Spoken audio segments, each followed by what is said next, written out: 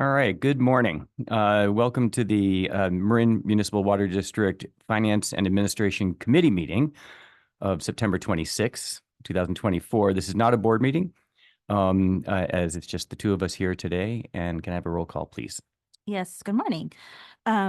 President Ranjiv Kush Here. and Chair Jed Smith. Here. Here also not present are directors Matt Sampson, Larry Russell, and Monty Schmidt. Great. And so rather than approve the minutes, since we do not have the full quorum, we're going to do that at the next board meeting. Any public comments on adoption of the agenda? There are none. And Ranjiv, Director Kush, any comments for you? No comments from me. Okay, great. I do have one question, if that's all right, Molly. As now this is the second time we've had a committee meeting that's not a board meeting, and both of them were a little bit last minute.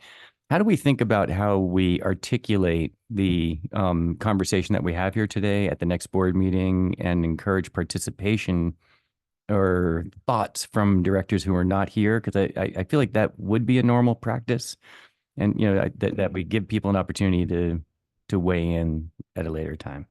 It's an excellent point, and I think what we've done is we've identified on the regular board agenda the committee reports, and that is an opportunity for folks to speak up on particular issues that were raised at a committee and not special board meeting. And then, of course, any action item, we have none today, but when they become action items on the board, even if they're on consent, any board member can pull that off and ask questions and follow up to a particular item that they may not have been able to participate in at the committee special board meetings. Great. So that's Okay. And yeah, I guess there's a readout also from the committee reports, and then people can comment on the readouts. That's right. Yeah.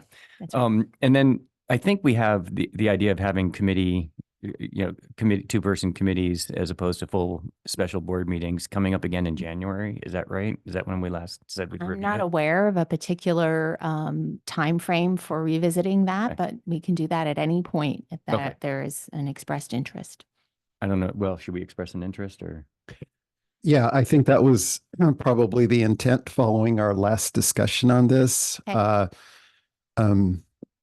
We did want to bring it back, and Okay.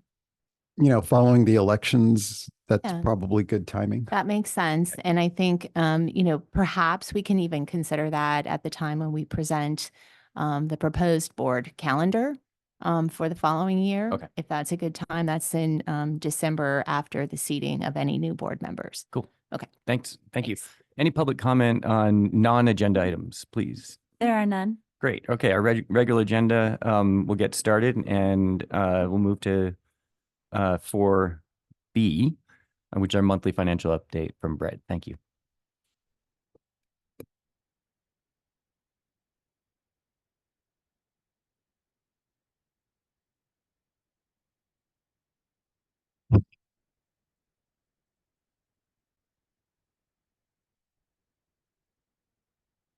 All right, good morning, directors. I'm Brett Uppendahl, Finance Director. This morning we have our regular monthly financial report. It is a relatively brief report this month, as we only have 2 months of the fiscal year, but we'll still go through the numbers and make sure we're doing our monthly duties of checking on the finances. Revenues here, 17% of the fiscal year, as I mentioned, 2 months, so we're relatively on track. You'll notice their water revenue a little bit higher than the 17% linear track. There's two things going on there. One, as you'll see in a couple of slides, we did have a relatively higher August than the past. And then also we do have the seasonal nature of the water revenues, where we will get more in the summertime in terms of linear scales than we do in the wintertime. So relatively expected, and certainly an increase compared to last year. As last year's rates here that you see in the gray on the right-hand side, that was the last month of our old rate structure. So this is kind of the first, not the first, but this is the last comparison to the last prior rate structure that we'll see. Capital revenue at the bottom is more fixed. Again, that's capital maintenance fee. It's largely a fixed fee revenue, so we're expecting that to be pretty much on track. 13%, within a couple percent of the fiscal year, so we should be good there. Overall, 20% on the bottom there puts us in a pretty good position early on in the fiscal year. Quickly, just a quick question on the last slide. Am I reading it right that the vast majority of the increase in revenue is based on the rate increase? Is that correct? Yeah, if you're looking at water revenue Yep. there, the fiscal year 24, 25 in green compared to the gray of last year, that would be the rate increase. And so in essence, the rate increase impact was about 20%. I don't know if these numbers say that, but I think that's in general, that was the design of Yep. the rate increase was the median to be Right. up about that much, but I don't think that's saying that's 20% more than last year at this point. Okay. All right. Thanks. Mhm. Expenses, again, kind of going through the list here. Personnel services, we're at 14% of the year, similar to last year, but you can see we've started to uptick there compared, 8.6 compared to 7.8 million last year. That kind of indicates a little bit of an uptick in our hiring and kind of returning back to full staffing. Maintenance or operations, again, we're, within a couple percent early in the year. A lot of these bills and invoices come through in the next few months. Capital down there has kind of been the lagging indicator for a while. For the last couple months, as we're ramping up the capital program, we do expect, again, a lot of those kind of larger costs to be rolling through these projects here this winter and into next spring. We did carry forward unspent budget from last year into this, so that the budget number there you see is an increased budget that accounts for the unspent from last year plus this year's budget there. And we are expecting a lot of more expenses to hit there on the capital side in the coming months. Looking at the kind of by month water sales revenue here. Sorry, Brett, I'm just catching up with the last slide still. And when I was looking at that, I didn't understand why the capital allocation in our 24-25 budget is shown as a negative here. So the way that works is within our operating budget, the top section there, that's where we house all of our staffing costs. So whichever of our staff work on capital projects and the overhead charges associated, those get kind of charged out to the capital projects. So you're seeing the negative part, meaning kind of taking it away from the operating budget on the top, and that essentially gets rolled in as part of the expenses there on the bottom in the capital fund. It's a shift between the two funds from the operating budget where all the salaries and people are located into the capital budget when they charge their time out.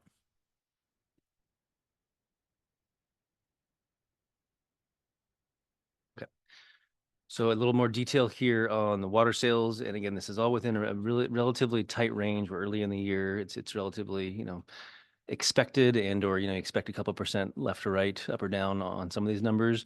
You will see though, that budget actual in August in particular, we did have a good month. We had 116% of what we would have normally expected. And expectations are kind of loosely used here in the sense that, we don't know exact demand ever any month. We do try to update our budget forecast to match the last 2 or 3 years worth of usage kind of trends between the months. But we did have a good month. And so you'll see that on the water sales as well, the consumption. That was one of the first times in the past 6 or 7 months we've been above our kind of targeted expectation or our budget here. And it really just is, kind of a one-to-one with the overall increased use that you'll see on the next slide. So water sales being over 100%, service charges are fixed. Those are going to be closer or a little below 100%. The watershed fee, again, you'll recall that's a variable based on use. So for the month there of August, that was over 100% of the budget. And then capital there on the far right is also a fixed fee. So, taken together, it's relatively healthy. This represents a full billing cycle. Again, we have a 2-month billing cycle. So, I kind of look at those 2 months combined, and kind of the bottom line total is the first kind of full billing cycle of the year. And we're in a pretty good range, at least at this part of the summer. Here's the water consumption. Again, this is through 2 months of the year, and this is as of the end of August. So we have to kind of think about what was happening in July and August. And I think we've had discussions here at the board in recent meetings talking about the relatively hot summer we had, and part of this, trying to project demand over the long term. Here in this particular 2-month slice, it was the first time we've met our 10-year average in the last couple of years. So you can see it touching the dotted line there for the 10-year average. So we had a more typical average month. I would note also the 10-year average comes down each month every time we update it with our current data, but nonetheless, we are kind of trending back towards that average figure. It'll take a couple more billing cycles to see if we're going to kind of maintain kind of hovering around that, 10-year average line, but I would expect we would drop a little below that just because that's been the trend over the last year or two. But once we start getting into that kind of typical use or average use, that's when you'll see the revenues come up a little bit, as I just showed the last couple slides. So from a finance perspective, this is a relatively healthy place to be. And so that concludes my discussion on the current year. Again, 2 months, 17% of the fiscal year. But I do have 2 slides here that kind of wrap up the end of last year. So you may recall we didn't have a finance meeting in July. We're kind of working on the year-end financials. And so I did want to share to the board and with the public where we ended up last year in terms of water sales. So this is fiscal 24 as we got to the 100% of the fiscal year. You can see there water sales on the left. We ended up about 10 million short on the year.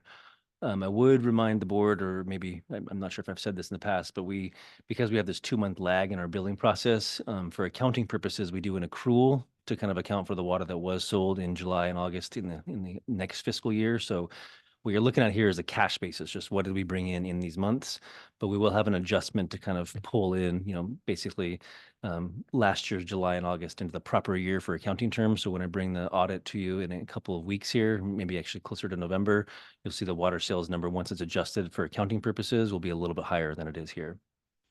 But we were still short overall. I think I mentioned that a few times in the spring. We were short on our revenues there, but we were more than offset that with expenditure savings and with some other one-time revenues, interest earnings, and the COVID grant that we did get. So all in all, this is still where we expected to be. You see June there was a little bit low, right? 85%, and so was May. So those are very cool months.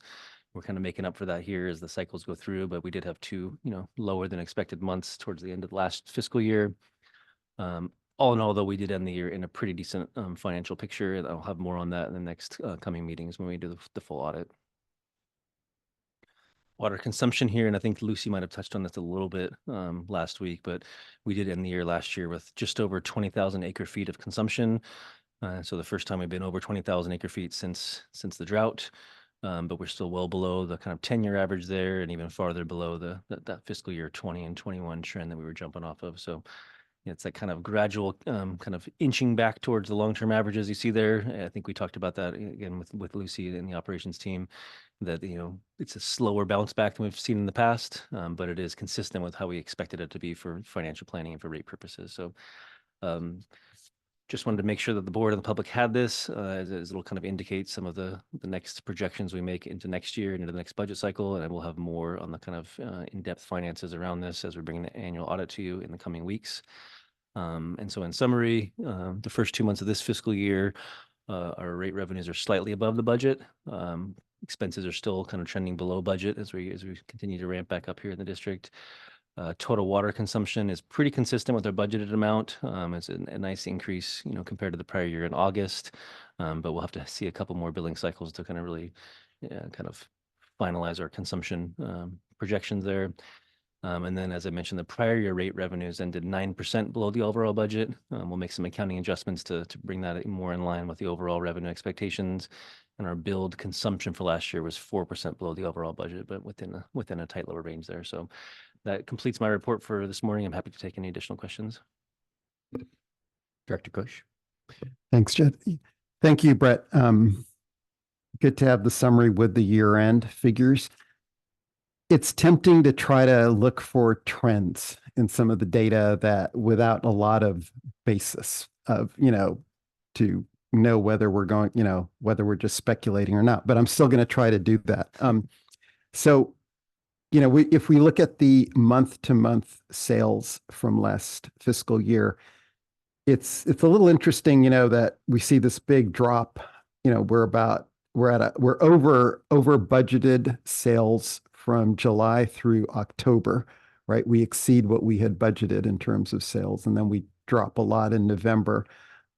It's tempting to say that's a reflection maybe of the rate increases starting to catch hold amongst our customers. So it could be, weather related. It's probably a combination of multiple things, but, and then we stay below budgeted, sales for the remainder of the fiscal year.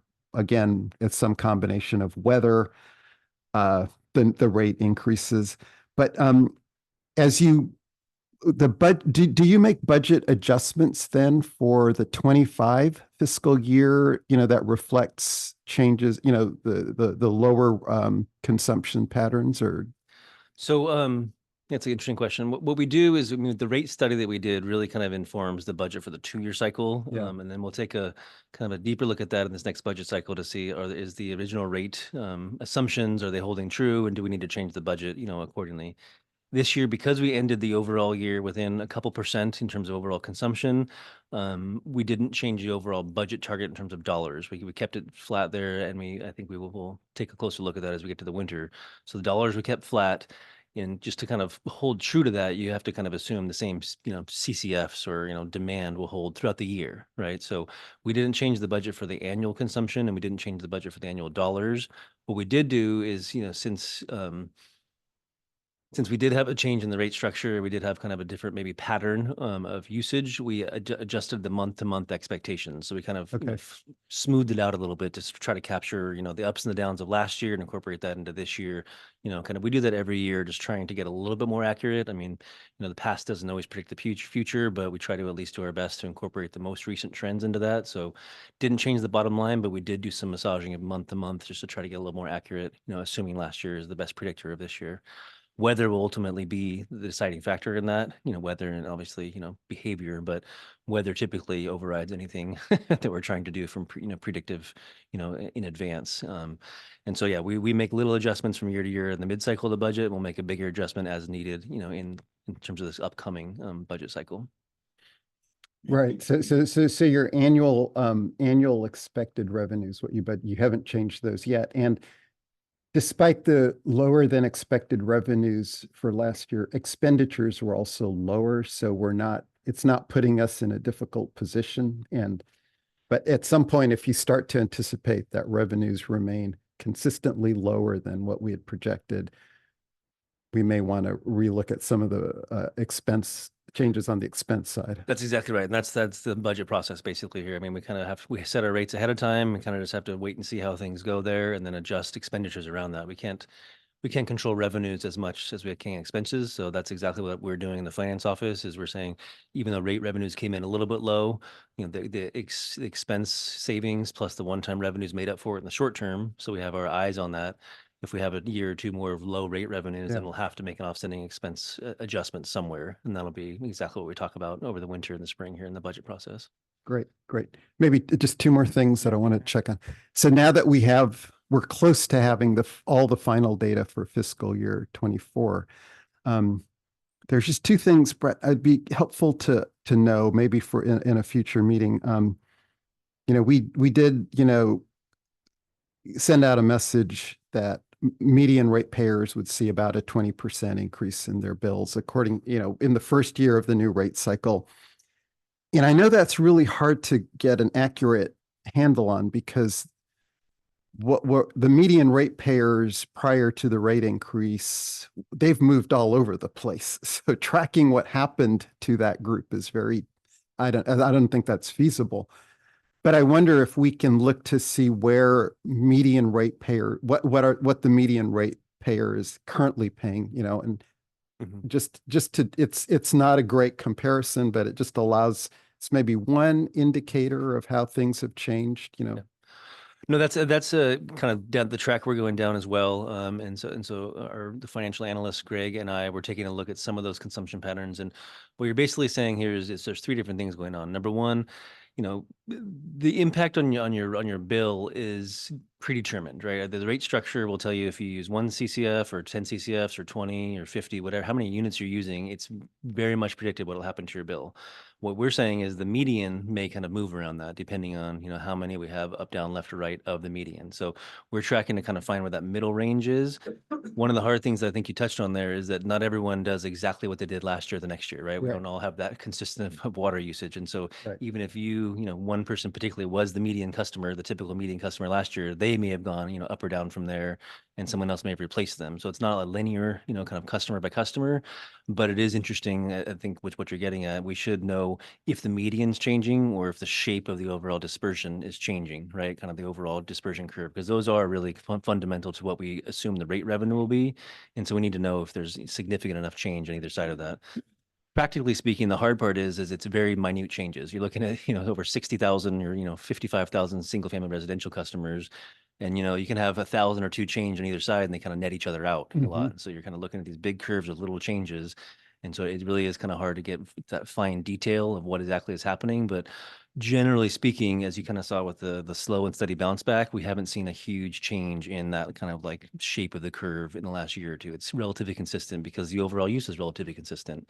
I think we'll see, you know, if we don't get that kind of gradual bounce back, if it goes higher or lower, then that'll be an indicator that the median's moved and the shape has moved. But for now, we're taking a look at that and we're trying to compile the data. And, you know, we have 1 full year in now and a couple more summer rate cycles. And so that'll be kind of the heart of what we're looking at over the winter time. And, you know, if we start to see it diverge too much, then it's probably an indicator we need to get another rate study. We need to take a deeper dive and really kind of tinker with the rates to make sure we're, you know, putting out the rate structure that we anticipated or that we expect to. And so that's kind of part of that overall balance, the budget on one side and kind of the rate, you know, structure around that, and do the two of those jive together. So great. So, you know, if you could share some of the analysis that you're doing to understand how the rate structure is panning out, Mhm. what is happening to our consumption patterns, Mhm. that would be, I think, We, really yeah, we important. definitely are planning to do that. I'm not sure exactly which meeting we'll have that ready for, but I think, you know, now that we have a full year in, we're starting to take a look at those, and I will bring that back at some point. Okay, great. And then last thing, so we know that revenues were slightly below our projections for the last fiscal year, but I don't see, you know, the change in revenue from fiscal year 23 to 24. Just to, you know, how much more, you know, what was the total increase in revenues? Just be helpful to have when we're having conversations with stakeholders about you know, what we're achieving with the new rate structure. So in the packet today, I'm not sure if you have it in front of you, but we do have an attachment, Oh, and it okay. does show. I had a summary on the slides there of the kind of the individual rates, but in the packet that you do have, it will show the actual to actual. I believe it's attachment 5, actual to actuals for each year, and so depending on if you're looking at the Yeah, okay, I have it. water sales or the total. I mean, the bottom line answer is we made about, you know, $25 million more. So about a 20 to 25%, $100 million base. We made about 25 million more in revenue. So kind of bottom line, it's within kind of where we'd expect overall to have increased. We were just coming off such a low actual that year that it's kind of hard to, you know, predict going forward. That was a really low financial year. But if you just look, you know, 119 million total compared to 94 million the year before, Yeah. that's essentially a $25 million increase, about a 20 to 25% overall increase. Got it. Yep. Thank you. Thank you, Brett, and great questions, Rajiv. I look forward to hearing the follow-up on the kind of analysis of our different median customers as well.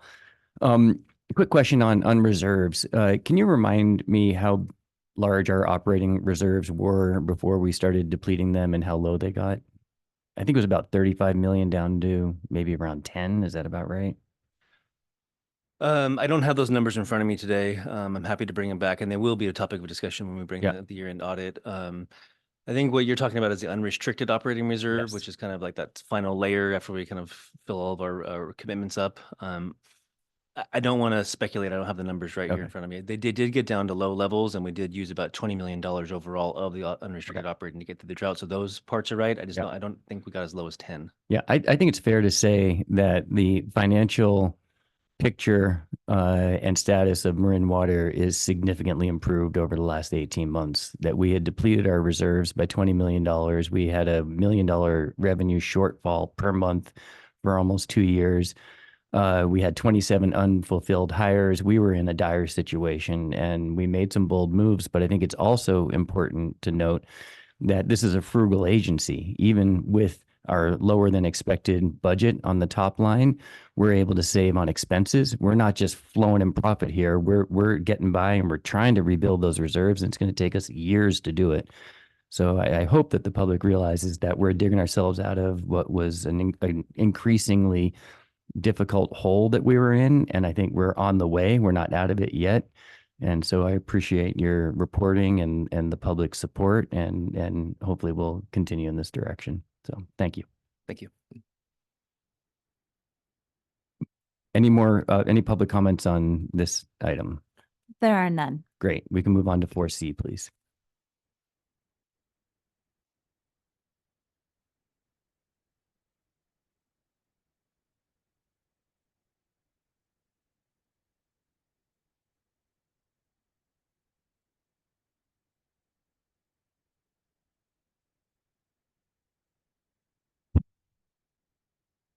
Okay, good morning, Chair Smith and Director Cush. I'm Molly McLean, General Counsel, and we're going to continue our review of our board handbook. We have been doing this in a series, and this is the next series or the next session in the series, and that is sections 3 and 4 of our board handbook review. So the purpose and goals for today, to review sections 3 and 4, to consider proposed changes to those sections, to kind of update them, add legal guidance where appropriate, and then also to consider the incorporation of some of those provisions from board policy number 50, the ethics policy that we looked at. So the process to date was a review of board policy 50, the board ethics policy. We did do a thorough dive at the last FAC meeting on August 22nd, I believe, and looked at all of those provisions in anticipation of then pulling them into the board handbook for a more comprehensive document, a guidance document for the board. We also did review section 1, introduction and purpose, looked at updates to align mission, vision, and goals with our 5-year strategic plan updates, and to incorporate the purpose of the stated in the ethics policy to make it comprehensive in the board handbook. We looked at section 2, board officers and board appointed staff, incorporated clarifications on when new board members take office. Remember that water code section, first Friday in December, and sometimes conflicting with certification of the election. Looks like we'll avoid that this year, but we do have that clarification now built in. Again, with the board ethics provisions where appropriate from the policy 50, we added some new social media guidance on a case law, the Freed case from the Supreme Court regarding when board members should be aware that they might be creating public forum on social media through use for district business. And we added some clarifications on contact with media. And we updated the district organizations to reflect our new divisions, water resources and watershed. And there's a red line in the packet of those 2 sections that show the proposed changes. So we can go through this as an iterative process and not have sort of the whole dump at one time. So with that, I think we're ready to move on to section 3. And then thankfully, there's not as much that we have to review and walk through today, but I will just highlight where we're looking at some changes. So in section 3, which covers board meetings, we have scheduling the meetings. So we did, the board did make this change about when we were going to be looking at the proposed schedule. I just shared we do that now in December as opposed to January, so we don't have a gap. We will wait until any new board members are seated so that they are able to participate in that discussion. And we're just basically building that out, that language into the board handbook.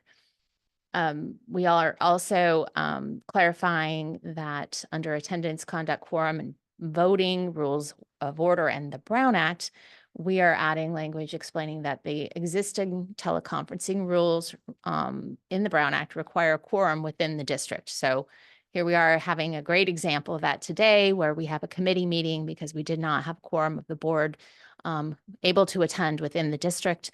And so that is now noted in the board handbook. We're incorporating from board policy number 50 that the board will promote fair and open public process, and that we'll point out that the Brown Act rules actually do apply to those elected, not yet seated officials. So that's applicable this year where someone may have won an election, they're not yet seated, they still need to comply with the Brown Act rules. Next, we're proposing to add a new provision explaining the new rules under the Brown Act. I feel like Bill Maher when I say new rules. So they adopted a couple of years back some additional allowances for teleconferencing by board members under certain circumstances, just cause and emergency circumstances. They do not require the posting of the location and therefore don't require meeting the quorum requirement because it's not about location anymore. It does require the board member to let the board know as soon as possible. So we are advising in the board handbook language that the board member should notify the board secretary as soon as that circumstances arise. And then they'll also need to disclose whether there's anybody in the room with them over 18 years of age. I think that's because we don't have a public access provision there for public members to participate. And then also, similarly, there's a requirement for audio and visual participation by the board member. Again, I think because that's not an area now that's open to public participation, whereas under the old Brown Act rules, you would post and allow the public to potentially attend at that teleconference location. So this is just more clarification on that. These actually do sunset, currently proposed to sunset the end of 2026, and we'll see if those get adopted as permanent rules in the Brown Act. So moving on, Sorry, Molly, I just want to course. make sure that I got this one. So under the emergency provisions whereby a board member can attend remotely, we're seeing here the changes that that location does not need to be disclosed, and there is not a requirement for the public to have access to that location. That's That's the clarification we're adding here. that we're adding a little about the entire provision, but it is a clarification that I wanted to call out, and I don't know if it just doesn't require the location to be provided. I believe that that's behind some of the requirements in this provision regarding noticing who's in the room with the board member, for example, and having the audio as well as visual utilized during the meeting, so that it's a little more of transparency, because we don't have that public participation potential. Yes, so it location. makes up for the lack of potential, public That's awareness or oversight or that's something. my editorializing, but I do believe that's why. Yeah, that is our practice, except the audio and visual is new. So the audio and visual is not required for under the existing teleconferencing provisions. That's correct. Right. And I think that the technology just wasn't there at the time that those provisions were put in place. So, always potential for more changes to come down the pipeline Right. as we see. And is it just for emergency situations that we're requiring this? So again, the existing Brown Act Right. allowed for teleconferencing with the public posting, and you had to identify the location, allow the public to attend. The new provisions are a bit different in that they're more focused on, well, sometimes things happen. I think out of COVID, there grew this recognition that there could be emergencies or illnesses or other circumstances under which a board member may still want to be able to participate, but not be able to do so in person, for example. So the legislature adopted these additional layer of allowances, and they're just a bit different in how they are implemented. They don't require the location to be identified. They don't require public to be able to access that remote location, which would not be appropriate, for example, if you had an illness. And that's why you weren't participating. They do have some additional requirements associated with them that the existing teleconferencing rules do not. And that does include the need to request or let the board know of the matter generally for the purpose. There's a limit on how often it can be utilized with respect to just cause and emergency circumstances. And then there are these additional identifying anyone over 18 years old in the room, and audio and visual. And so just following up on that. So often we have people that video in, but then they go off video and then they go back on. How do we handle that? Or we say you can't do that? So if they're participating under the new rules, and that's why they're teleconferencing, they should be on video the entire time. If they need to take a break and step away for, restroom break or get a glass of water, I don't think that that's going to be a large concern. But generally speaking, yes, they should be Sorry, Ranjit. participating.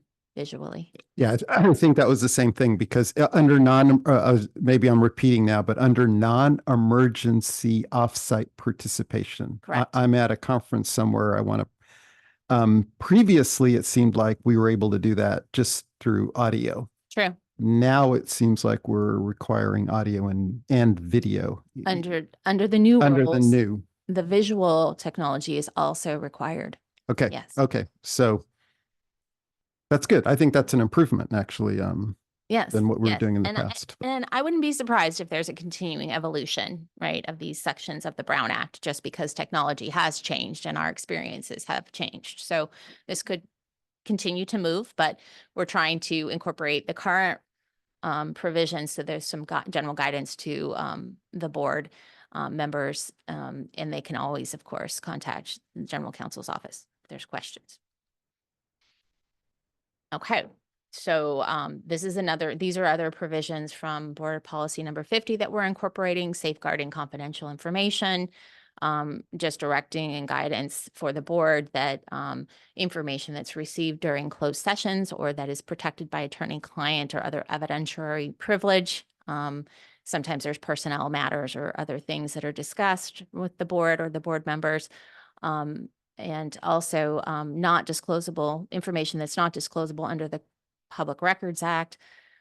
Those are items that should be treated as confidential by the board members. There are a lot of exceptions to the Public Records Act, and that could be confusing. So of course, General Counsel's office is here to provide guidance if there are questions, but this is just sort of general advisory. It does cite an exception that's already in the language of Board Policy 50, and that is where there's a concern about alleged violations, then confidential information may need to be shared with, say, the district attorney or the grand jury.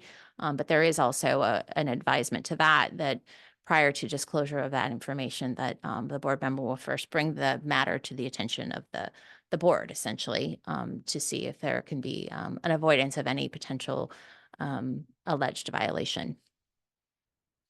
Is there anything new here for us? There's nothing new. Okay, didn't think so. Okay, thanks. Other than we're just pulling it into the board handbook. Got it. This also is not new, but it does come from board policy number 50. It's conflicts of interest, really just setting forth what's already legally required in the Fair Political Practices Act and regulations promulgated by the FPPC, the commission. I'm not going to review them unless there are questions. I will say that, the opener is pretty standard advisement that we seek for the, board members and public employees to avoid actual conflicts of interest, of course, but also the appearance of conflict. Molly, how should this be enforced? Let's say, so I work in the water sector and someone else on the board gets concerned that my private work is benefiting from some board activity that I'm not recusing myself on. How does that, so those board members then would approach someone with a concern would approach you to then establish a process for investigation? Yes, there's probably different ways that you could go about this, but if you're, for example, a board member, employee, or even member of the public, and you have concerns, then you could contact the general counsel or you could contact the general manager to raise that question. That's happened in the past, and then typically there would be some further looking into it, or that issue would be, raised to the board member who is the perceived conflict of interest to get more information. And to ask questions. There's each individual board member is actually charged with the responsibility to look out for conflicts of interest and to be responsible for compliance with the Fair Political Practices Act and regulations. And general counsel is really here just as a guide. We work on behalf of the district, and of course, we want all of the decisions of the board on behalf of the district to be valid. To not be called into question due to a potential conflict, right? So we will ask questions and just help that board member who may be in the position of having perceived conflicts really identify that issue, look more closely, share information that could shed light on whether there is actually a conflict of interest, provide information regarding the Fair Political Practices Act and regulations, they can be a bit convoluted occasionally. So that's how it would first start. And then there's the potential also to call the Fair Political Practices Commission directly. If you're a board member and you think you might have an issue, you can always come to the general counsel's office. We are here to provide guidance. You can also call the Fair Political Practices Commission. They have a hotline. That's not a safe harbor, but neither is the general counsel's advice. The only safe harbor is if you actually file a request for an official opinion on a particular issue with the commission. And usually there's some initial review of the facts related to conflicts of interest law that you would want to go through first to see if is this really something that rises to the level of an actual conflict, or is this maybe just a perception issue? Does that answer the question? Okay, good. Sure, of course. So we're now to Section 4, which is conference training reporting requirements. A lot of this is not being changed, as I said, but we are adding some things, some from Board Policy 50 and some other. This one in particular that we're starting with is talking to political contributions and campaign rules. And this is a new section of the Levine Act that was adopted a couple of years back that does prohibit officials from soliciting, accepting, and directing campaign contributions of $250 or more from a participant or their agent having a proceeding in front of the agency. So there's a lot there. But basically, if something is coming in front of the board where the board member will be acting on that, now the law says you have to be aware of those potential areas for conflict. If a board member has accepted campaign contributions within the past 12 months, he or she is prohibited from participating in that proceeding that involves the donor or the donor's agent. And these are quasi judicial types of matters, and that's kind of a technical legal term, but it really, when you say proceeding, it's not just any conservation measure that somebody may have a strong feeling about that will affect everybody the same way. It's really a particular, I would call out vendor contracts, for example, are a good example of that. And then pipeline extension agreements, those also, because those are discretionary within the board, but have a particular, heightened level of interest for the applicant, right? So it's not everything that comes in front of the board, but proceedings. So if there's questions on that, of course, general counsel is here to help provide guidance, and that's an evolving area still, but I think we have a good understanding so far of where we are. And there is a cure for that if the board member becomes aware that there is a proceeding filed and they look back and they realize they have had a contribution of more than $250 within 30 days of that knowledge, they can return the full amount or at least any amount over the $250 amount so that they're now divested of that and can participate in the action.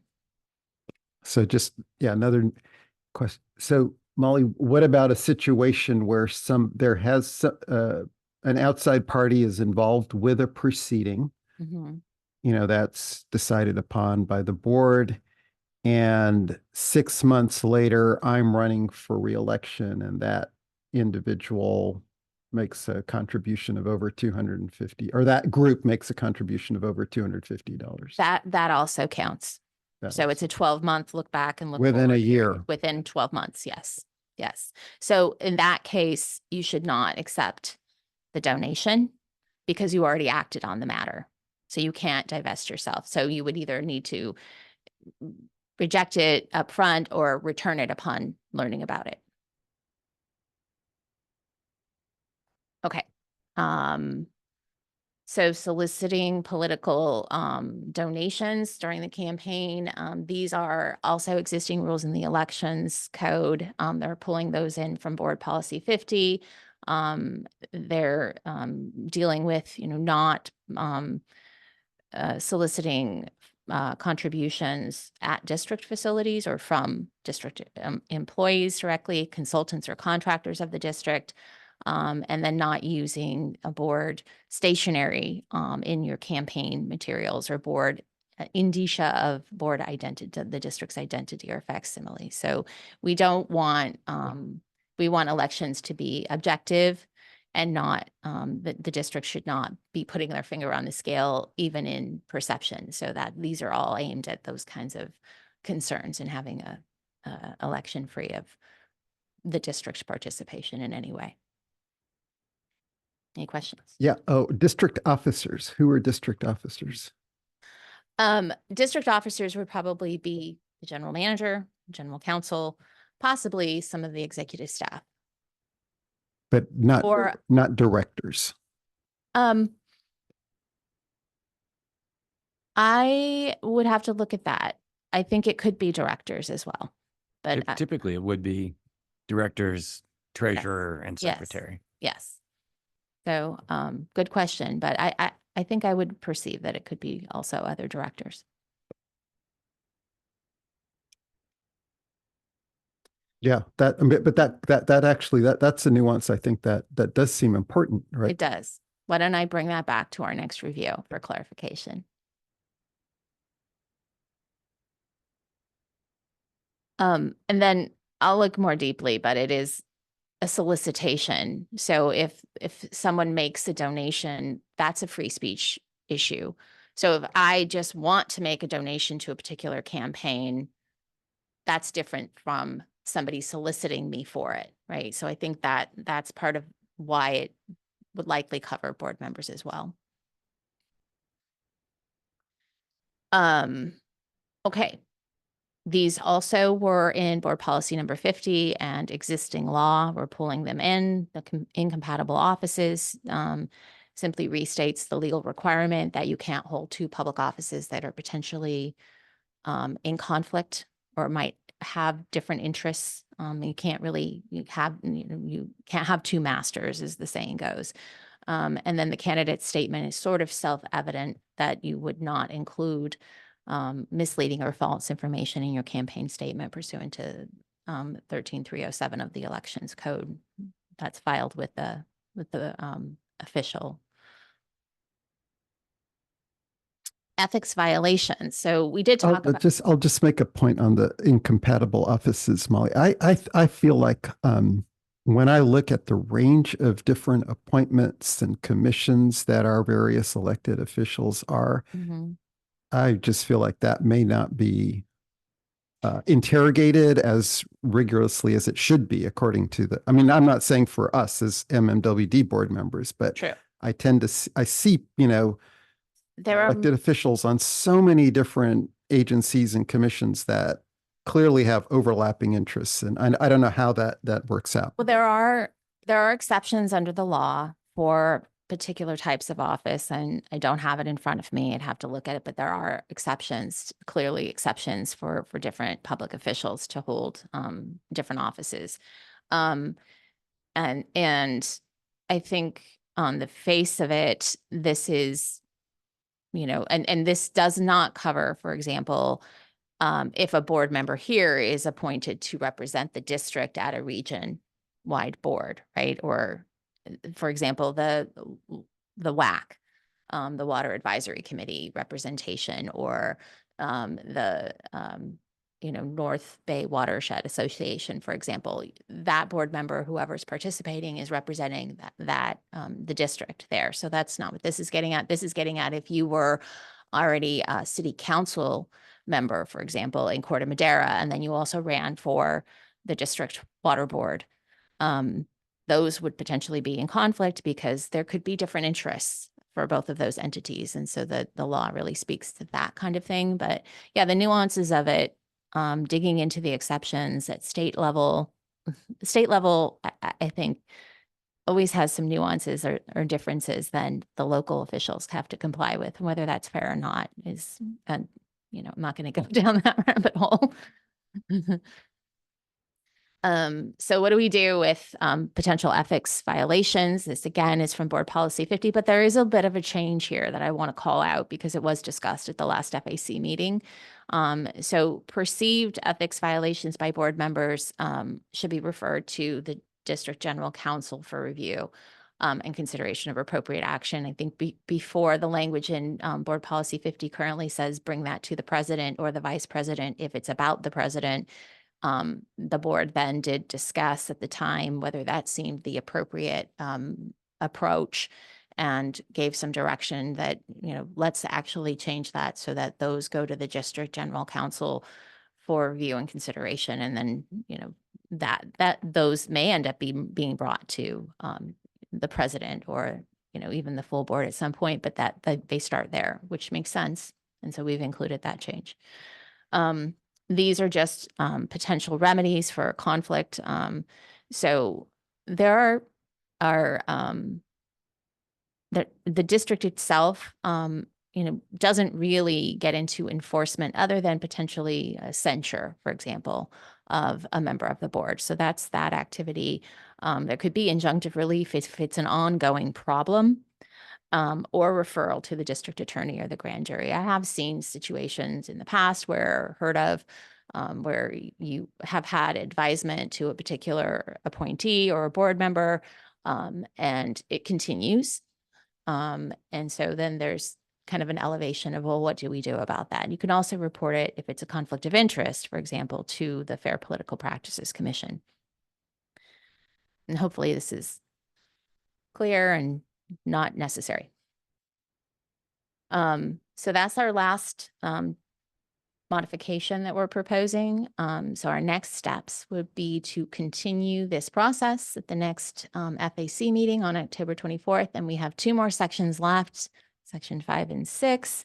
We'll do kind of this similar process, and I will attempt to have both sections 1 and 2 redline plus 3 and 4 redline in the packet so that we are kind of building as we move forward towards the ultimate goal of adopting a revised board handbook with all these changes by the end of the year and hopefully in November. Any other questions, I'm happy to answer. Terrific. Got any more in you? I just really appreciate this. I really like getting in like that. We're getting into the weeds of good governance here. So thanks a lot, Molly. And I'm guessing the suggestion came from Jed at some point to bring this up regularly in the FAQ. So I really like it. Thank you. I appreciate that. I think it's been a really good process, just for kind of really for the general counsel's office to step through and really look at these provisions. And then we are able to streamline and kind of marry this policy that hasn't had as much attention as the board handbook. So I appreciate it. And I appreciate your time. And I know it's not always the most exciting stuff, but it is. I think it's important. So thank you. I get excited about these things. Just a quick comment. Some of these are pretty important. Yes. The other 3 board members need to know, and new board members also need to know their nuanced changes. And I'm wondering how we can make sure they hear it rather than just say, did you read it and approve? Like, I'm wondering if when we do the readout for the next board meeting, maybe we call out the audio and the video requirement for emergencies. That takes place now. Is that right? Or we wait until we adopt the new? That's already the law. The law. So Okay. and in many of these cases Yeah. where we're actually incorporating new language in the board handbook, it's because It's- it's already been adopted by law, and we want to try to put it in a place where it is easier for the board to find and review. And there were a couple of board policy 50 that were changes that were in there reflecting the new law, but Yes. I just feel like we should call them out a little bit. The $250 Yes. Okay. practice that we have had is now in a policy that we're adopting, hopefully. Correct. It is, and it's also in new law that's been adopted. So I think what I have in mind to do is, besides continuing to incorporate these into a red line document, which doesn't always show some of the nuanced changes, for example, from policy 50, because that's all new language. And so what's the distinction is to when we bring this for board consideration, run through some highlights. Yeah. I'll do my best to try to pinpoint those that I think are, the most important to highlight for the board or changes. Or maybe we can work with Terry, and then when I do the readout for the finance committee, I can highlight those. Oh, yes. So, Yeah, so that we for the have an next one. iterative process Yeah. going. And then continue they'll to go, know, I'll then point it we'll have- out, and then it'll come back when we approve it, when we've gone through all of it. Sure. Okay. I can make sure that Okay. we work together All right. on something that we put Just forth bullet for you points. guys. Okay, cool. Any other comments? Ben, you want to add anything here? You good? Okay, any public comment on our ethics and There are handbook none. review? None? Great. Then I think we move on to our upcoming meeting discussion. Yes, the next FAC meeting is on October 24th at 9:30. Great. And then I think there might be, I don't see a scheduled one for November and December. And so we're considering maybe doing one by the end of the year. And Ben, I think it'd be good to not have a 3-month break. So hopefully you guys can work out some additional one that's not on the calendar, or we can add it to a board meeting would be great. Okay. All right. With that, meeting's adjourned. Thank you, everyone.